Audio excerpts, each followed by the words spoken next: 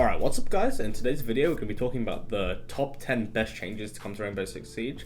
So since Siege has begun, we've had about 8 seasons worth of content, and this means we've had some good changes and we've had some bad changes. And in this video we're doing the good changes, and then a video posted tomorrow we'll be talking about the bad changes. So let's get around to this video. So we've got 10 changes here. These are not in any order, these are just random outliers, and yeah. So starting off, we've got the team only chat by default and the accessibility options. So I'm sort of merging the two together. So now in Operation Shadow Legacy, you were able to change the colors for your sites. So you could have like pink, blue, green, purple, indigo, violet, and players with color blindness and were able to play the game now because they could like change the colors of their sites to fit their eyes and needs. And there was also some better changes, such as like you could change like the size and the scale of the chat, etc.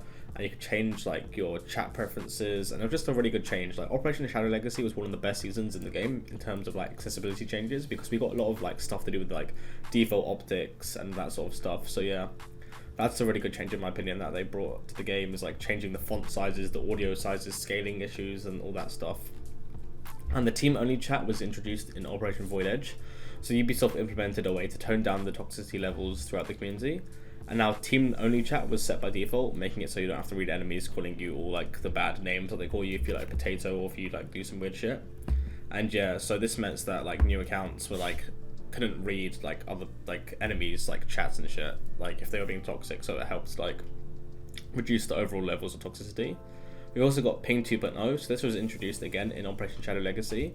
And this was a rework of the pinging system to make it more contextual. So if you're droning and you see a bulletproof camera, you can place your cursor over it and it'll drop a ping for your teammates to see. And this meant that the enemies couldn't see it. And if you're droning out and you see a bulletproof camera, you can put your cursor over it and the icon of the gadget will appear. So now everybody knows what it is and where it is for a brief amount of time. And yeah, if you like spot a play, you can be like, oh, there's like a Ash on 6 ping. And yeah, so each ping was numbered differently to identify which player has it placed it easier. If you and your buddy ping two different things close to each other, your mates will identify which is yours rather than getting confused.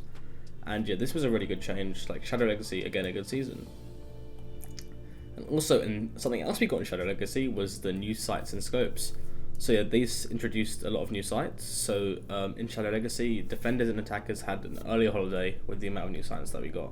So we had the new M4S red dot sight with a one-time zoom, which functions as a no zoom sight. We had the new MH1 hollow sight, an alternative to hollow, which offered a clean sight. We had the new ACOG, a 1.5 times scope, with an ACOG with short to medium range magnification. We had the new scope, the 2 times for medium range magnification, a 2.5 times the ACOG, and we had a 3 times. And yeah, this made defenders like have 1.5 times in defense, which was really cool, and it really improved the game. And like Shadow Legacy again, one of the best seasons. So other updates that were good for the game, we had map banning.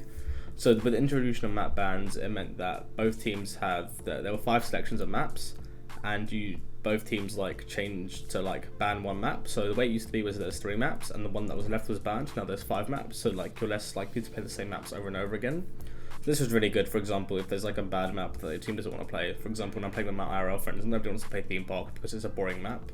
So yeah, it means that I can never play Theme Park. Or let's say like I'm not a fan of Skyscraper because I don't like how the map is played. I can just ban like that map every game. Next we have Operation Shadow Legacy again. This is probably the best season in my opinion. Again, so we had the reinforcement pool. So this is probably one of the best changes to Rainbow Six Siege.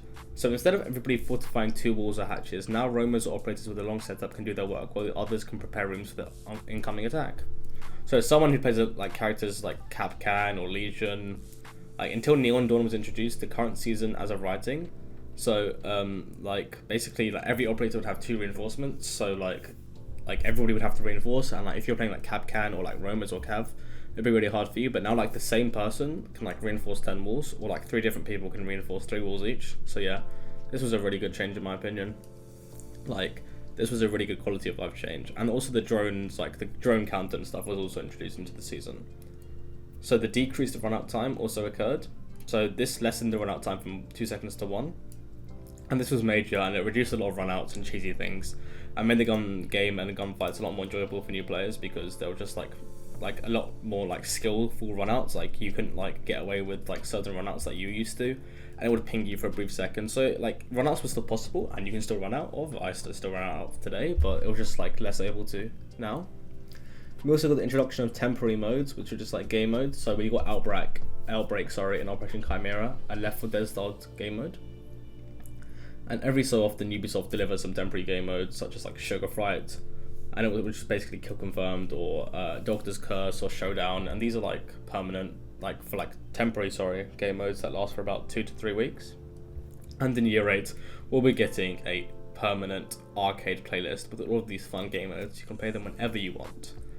And next we also have reworking operators. So yeah, this was a genius move on Rainbow Six Siege's part, and it meant that so many maps were like more fun to play because they were like reworked. So this happened in the 3rd year, and it all started from Operation Parabellum, which had the map Clubhouse, which was reworked, then Grim Sky, which had a Hereford base, and now operators are now also getting reworked since Chanka also just got reworked, and we had some reworks for Goyo, etc. And then also a really underrated change, in my opinion, was when they lessened the learning curve with the introduction of the Newcomer playlist. So Newcomer playlist allowed for people below level 50 to play among each other, and it had certain maps on it. I think it was Clubhouse, Consulate, and Chalet. It only had like 3 or 4 maps into them. And this was introduced in Operation Burnt Horizon. And yeah, this also split up unranked as well, which was basically ranked without the MMR. And this just had some new game modes to play, some new playlists, which meant like people just wouldn't play ranked and troll because it meant they would go into like other game modes and stuff. So I think these were some really good changes in my opinion. But yeah, that's what I think were the top changes in Rainbow Six Siege's history, and these were the best updates.